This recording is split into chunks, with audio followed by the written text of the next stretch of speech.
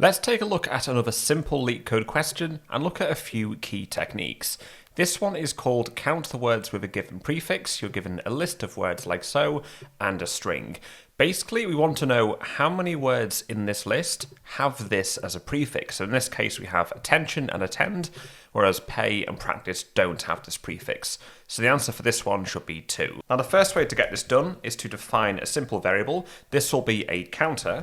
We can then say for each W in words, so we're making a for loop to go over this list, and then we can use the starts with a string method. So we can say if W starts with, and then we can pass in our prefix here, do a colon, and then if this is the case, so if a word does happen to begin with AT, we can then go to our counter variable, which is here, increment it by 1, and then we can print count, and we should see a result of 2. Okay, looks good. I'm going to quickly put an S in front of this here.